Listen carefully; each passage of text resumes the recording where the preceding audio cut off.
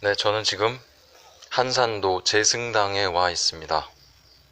제승당은 이순신 장군께서 기거하시면서 휘하의 참모들과 작전 계획을 짜고 그랬던 일종의 사령부가 있던 곳인데요.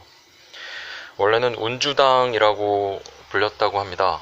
운주당이라는 게 뜻이 꾀를 모으다 이런 뜻이래요. 그러니까 왜군을 섬멸할 그런 어떤 작전과 지혜를 모으는 곳이라고 하는데, 그래서 이순신 장군께서 가는 곳마다 기거하던 곳을 운주당이라고 불렀다고 해요. 근데 이곳이 특별히 제승당이 된 것은 1740년 영조 때 삼도수군 통제사이던 조경이란 분이 불타서 폐허가 되어버린 운주당 옛 터에 이순신 장군을 기리는 유허비를 세우고 제승당이라고 이름을 지은 데서 비롯되었다고 합니다. 제승당의 제자는 제압할 제자고요. 승자는 승리하다 할 때 그런 승자, 그래서 제압하여 승리한다 그런 뜻이라고 합니다. 네, 그래서 저는 지금 제승당의 수루에 있는데요. 이 수루는 여러분도 잘 아시죠? 한산섬 달 밝은 밤에 수루에 홀로 앉아 할 때 수루입니다. 여기 안내판에 적혀 있는 글을 한번 읽어보도록 하겠습니다. 네, 이 수루는 일종의 망루로서 임진왜란 당시 이 충무공께서 이곳에 자주 올라 왜적의 동태를 파악하였고 왜적을 물리쳐 나라를 구하여 달라고 기도하며 우국충정의 시를 읊기도 하던 곳이다.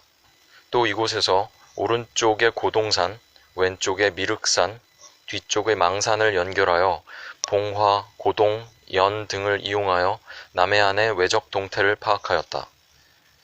그리고 이 수루는 1976년 정화사업 때 한산만을 내려다볼 수 있는 현 위치에 고증을 거쳐 신축하였으며 2014년에 목조로 전면 개축하였다. 네, 이렇게 되어 있습니다. 자, 그러면 먼저 저는 지금 이 수루에 혼자 서 있거든요. 네, 앉아 있지는 않고 서 있는데 이순신 장군께서 쓰신 시를 읊고 신영복 선생님의 글을 읽어보도록 하겠습니다. 한산섬 달 밝은 밤에 수루에 혼자 앉아 큰 칼 옆에 차고 깊은 시름하는 차에 어디서 일성 호가는 남의 애를 끝나니. 자, 그러면 읽어보도록 하겠습니다. 광화문의 동상 속에는 충무공이 없습니다. 이게 제목이고요.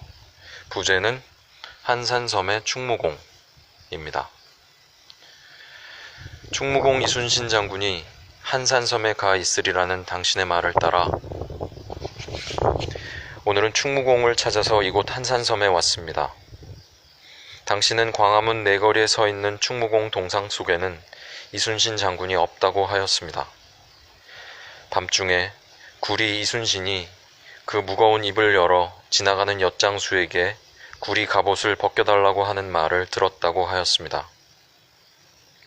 부릅뜬 눈으로 큰 칼 짚고 서서 경복궁과 청와대를 지키는 일을 이제 그만두고 어디론가 떠나고 싶어 한다고 하였습니다.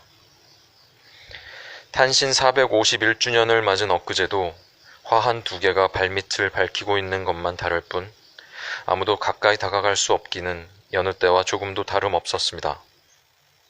나는 당신의 말이 맞다고 생각했습니다. 그리고 이곳으로 그를 찾아왔습니다.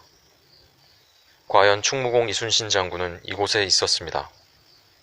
구리 갑옷을 벗고 시원한 바닷바람에 머리카락 날리며 백의 종군의 옷차림으로 푸른 물에 얼굴을 씻고 있었습니다. 미륵산, 개미목, 학섬, 죽도, 봉화대, 활터, 그리고 잠 못 이루고 뒤척이던 수루. 여기야말로 충무공이 그토록 그리워하던 곳이었음을 알 수 있습니다. 한산섬은 1593년 본영을 여수에서 이곳으로 옮겨온 후 1597년 충무공이 서울로 압송될 때까지 4년간을 지키고 있었던 곳입니다.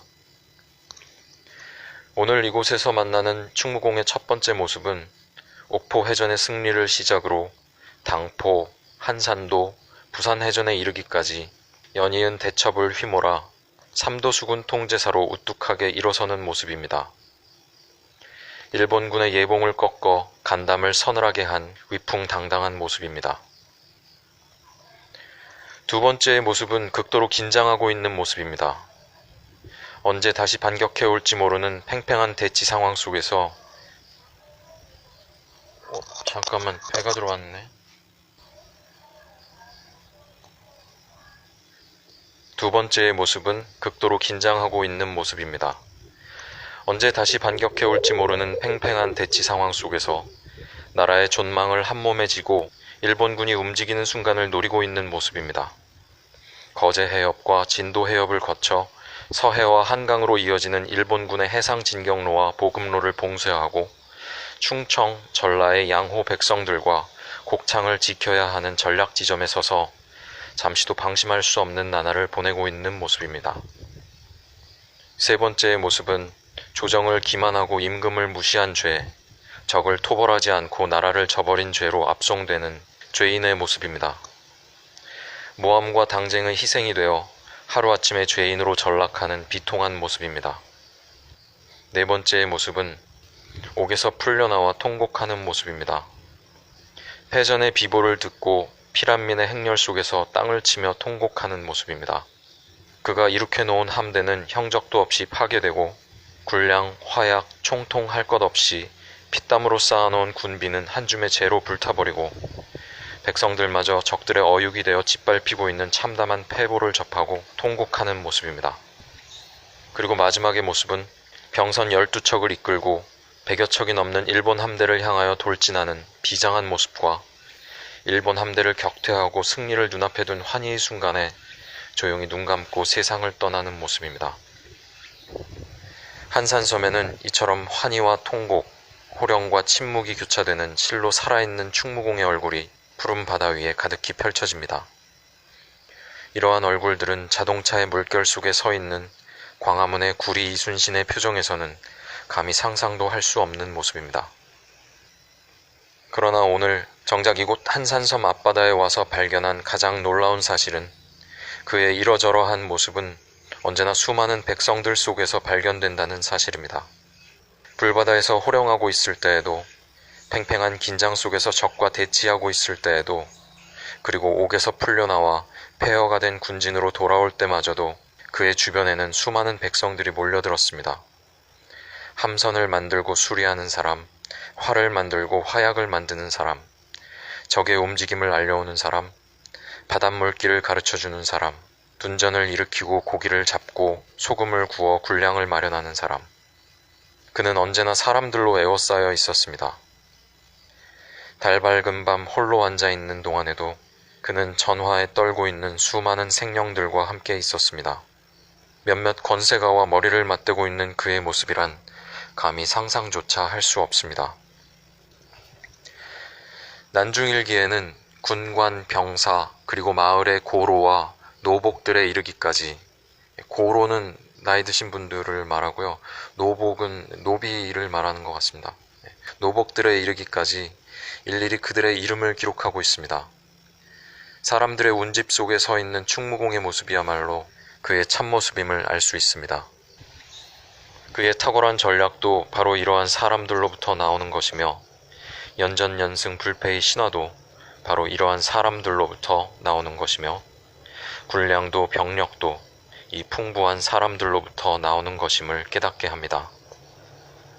무거운 구리옷 벗어버리고 바람에 옷자락 날리며 바다처럼 풍부한 사람들의 한복판에 서 있는 충무공의 모습을 지켜보면서 나는 당신의 글을 다시 읽습니다.